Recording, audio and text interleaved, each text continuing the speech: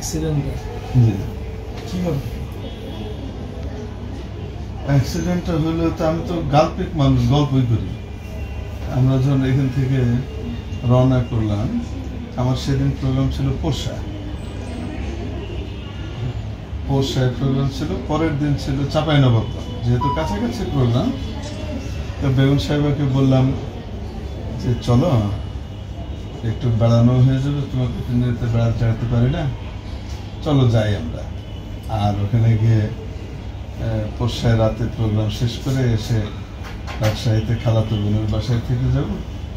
দিনের বেলা রাজশাহীর কোনো দর্শনীয় স্থান থাকলে সেগুলো দেখে টেখে আমি আবার রাতে মাহফিলে চলে যাবো চাপাই থেকে ফেরার পথে আবার আম্মু আসেন, চাপাই থেকে ফেরার পথে আবার কি করবো,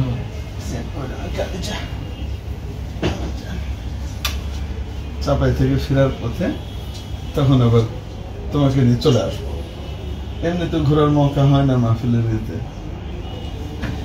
সেই ইয়েতে এ সহকারে আর এর বড় বোন আর তার মা আর একজন রাহবার হিসেবে মুফতি সাইফুল ইসলাম সাহেব ছিলেন সাথে, আমরা রওনা হলাম।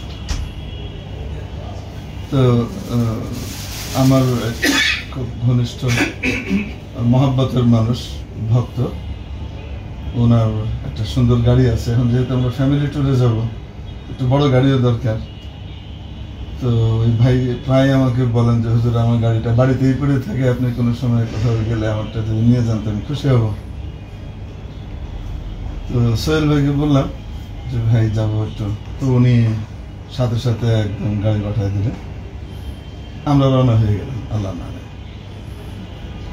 তো ফুড ভিলেজ আছে একটা এরিয়া, আপনারা তো জানেনই, যেখানে সব বাসগুলা থামে বগুড়ার আগে। হ্যাঁ, তো আমাদের ইচ্ছা ছিল আমরা বগুড়া শহরে নেমে নামাজ টামাজ পড়ে খাওয়া দাওয়া করি। তো ফুড ভিলেজটা আমরা পার করে চলে গেছি।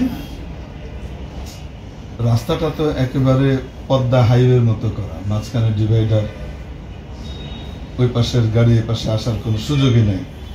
আবার সাইডে ওয়াল দেওয়া আছে যেন বাহির থেকে কোনো গাড়ি ভিতরে ঢুকতে না পারে, এমন ভাবে সুন্দর রাস্তা। হঠাৎ আমরা একটা গাড়ি এই ফুড ভিলেজ পার হওয়ার মনে করেন 1-1.5 মিনিট পরে একটা বাস দেখলাম উল্টো দিক থেকে আসছে, কিন্তু যেহেতু এটা সমতল ভূমি দূর থেকে দেখা গেছে, তো গাড়ির ড্রাইভার সাহেব সুন্দরভাবে তাকে পাশ কাটিয়ে চলে গেছেন। এরপরে আমরা আরেকটা জায়গার সামনে আসলো, এটা কি যেন নাম এটার, যাই হোক ওইটার মানে ফুড ভিলেজ থেকে ধরেন 3-4 মিনিটের দূরত্বে এরকম। ওখান থেকে আমরা ওই ওভারপাসে উঠবো, নিচ দিয়ে আন্ডারপাস, লোকাল আন্ডারপাস, ওভারপাসে উঠবো আমরা। এই উঠার একটু আগ দিয়ে এই উঠবো, ঠিক ওই সময় ওই পাশ থেকে একটা বাস মানে একদম জমদূতের মতো আমাদের গাড়ির উপরে এসে সওয়ার হলো। আচ্ছা, আমাদের ডান দিকেও গাড়ি, আমরা বাম দিকে আছি, বাম দিকের লেনে আছি আমরা, ডান দিকে গাড়ি চলতেছে।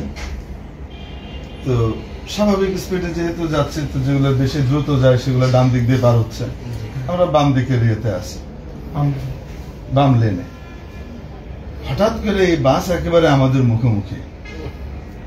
এখন না আমরা ডানে যেতে পারছি না বামে যাওয়ার ইয়ে আছে, একেবারে তার তলায় ঢোকার মতো অবস্থা। আমরা মোটামুটি কালেমা পড়ে ফেলছি লা ইলাহা ইল্লাল্লাহ মুহাম্মাদুর রাসূলুল্লাহ, যে আমাদের আমরা সব পিছে যাব আজকে। ফরচুনেটলি একটা রাস্তা আল্লাহ বের করে দিলেন, সেটা হলো ওই ওভারপাসে কেউ বাহির থেকে উঠতে হলে বা আন্ডারপাসে যেতে হলে সাইডের দেয়ালটা একটু কাটা ছিল ওই জায়গাতে, রোডস অ্যান্ড হাইওয়েজের তরফ থেকে ওই ফাঁকটা পাওয়া গেল, যে ওইটা দিয়ে কমপক্ষে সরাসরি মুখোমুখি সংঘর্ষটা থেকে বাঁচার জন্য ওইটাতে বেরিয়ে যাবে। কিন্তু ওখানে যে বেরোবে, ওখানে 30-40 জন লোক গাড়ি টাড়ির জন্য অপেক্ষা করে দাঁড়িয়ে আছে।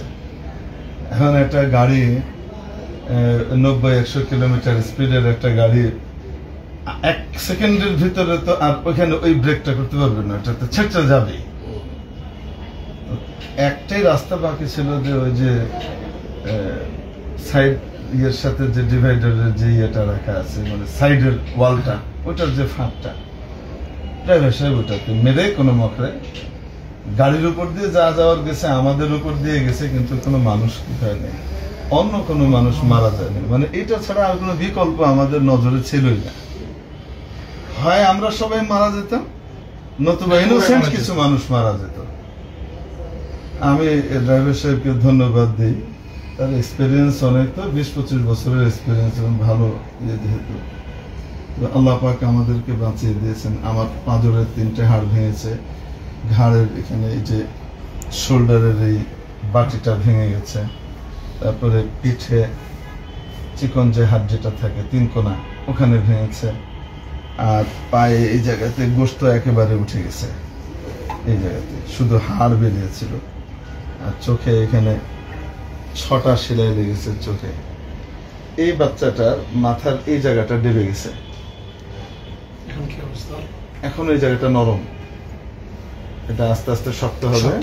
ডাক্তার সাহেবরা ওইটা ইয়ে করার পরে সিটি স্ক্যান করার পরে আলহামদুলিল্লাহ যেটা হয়েছে, ডাক্তার সাহেব বললেন যে খুবই সৌভাগ্যের একটা বিষয়, এত বড় আঘাত পাওয়ার পরেও তার ইন্টারনাল হেমোরেজ হয়নি ভেতরে। তাইলে হইতো না। বেগম সাহেবের তো ডান দিকটা একেবারে থেতলে গেছে, কিমার মতো হয়ে গেছে একদম ভিতরে এই জায়গাটা, এইভাবে চেহারা মুখ তারপরে শরীর ফুলে ভয়ঙ্কর অবস্থা। তার একটা রিড ভাঙছে, বুকের হাড়। আর সামনে যে ভদ্রলোক ছিলেন ওনার পায়ের হাড় ভেঙে গেছে, অপারেশন হয়েছে, আল্লাহর রহমতে আল্লাহ কামিয়াব করেন। ড্রাইভার সাহেব আল্লাহ পাক তাকে বাঁচিয়েছেন, তার যেহেতু সিট বেল্ট বাঁধাই ছিল সামনের যারা ছিল এদের, যার কারণে ছিটকে ওরা বাইরে চলে যায় নাই, এই একটা ভালো জিনিস হয়েছে। আর ওই বেলুন বেরিয়ে এসছে একটা, বুকে প্রচন্ড এয়ার ব্যাগ, বুকে প্রচন্ড চাপ খেয়েছে, জি, কিন্তু আলহামদুলিল্লাহ অনেক বড় ধরনের কিছু হওয়া থেকে আমাদের ড্রাইভার যিনি ছিলেন তার ভেঙে দেয়। হ্যাঁ, এই হলো ওই সময়কার অবস্থা। পরে জানতে পারলাম, মজার ব্যাপার শুনেন, পরে জানতে পারলাম আমাদের সাথে সাথে হসপিটালে নিয়ে গেল, ওই এলাকার লোকজন বলা বলি করছে যে এই কালকেও 5 জন মরল, আজও দেখো গেল। তো ওখান দিয়ে এইভাবে গাড়ি উল্টা আসে। উল্টাটা কেন আসে? ওই আগে তো এটা এক্সপ্রেসওয়ে ছিল না, মাঝখানে ডিভাইডার ছিল না। রংপুর বগুড়া থেকে ঢাকাগামী গাড়ি ঘোড়া আসার সময় ফুড ভিলেজটা তাদের ডান দিকে পড়তো, তো রং সাইড দিয়ে তারা পার হয়ে চলে আসতো ইশারা দিয়ে। এখন ডিভাইডার হওয়ার কারণে তাদেরকে কয়েক মাইল দূর দিয়ে আন্ডারপাস দিয়ে ঘুরে আসতে হয়। এখন কিছু গাড়ি অসৎ, এরা এই কষ্ট করে ঘুরে আসবে না, এখান দিয়ে রং সাইড দিয়ে এখান দিয়ে যায়, আর এটাও প্রায় 4-5 কিলোমিটার রং সাইড দিয়ে মারে। অদ্ভুত ব্যাপার, মানে এই রিজনে ওখানে প্রায় কি হচ্ছে কিন্তু খবর নাই। এখন আমাদেরটা ইয়ে হওয়ার কারণে সাথে সাথে মানুষ জানাজানি হয়েছে, যার কারণে এটা এখন কি হচ্ছে আলোচনায় এসছে, নাহলে মানুষ মারা যাচ্ছে। আর পুলিশও কারণটা বের করতে পারছে না যে অ্যাক্সিডেন্ট গুলা কেন হচ্ছে। যখন কেউ জানে যে সামনে থেকে কোনো গাড়ি আসার কোনো সিস্টেমই নাই, তো সে স্বাভাবিক গতিতে সে একটা রিল্যাক্সলি গাড়ি চালাবে। ফট করে সামনে জমদূত আসলে সে কি করবে?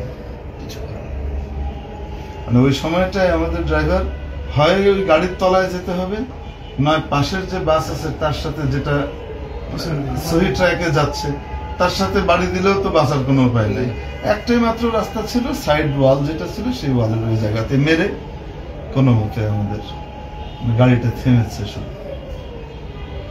তবে ওই অ্যাক্সিডেন্টে আমরা বাঁচার কথা না, এটা আল্লাহ পাকের খাস কুদরত দিয়ে আপনাদের দোয়া বাঁচিয়ে দিয়েছে। দেখতে গিয়েছিল গাড়ি যারা, তারা ছবি তুলে এনেছে। আমার এই কাঁধের বাড়িতে আমি যে ছিটকে গিয়ে বাড়ি খেয়েছি, ওখানে ড্রাইভারের সিটটা পিছন থেকে বেঁকে ভিতরে ঢুকে গেছে, ভেঙে গেছে আমার এটার আঘাতে।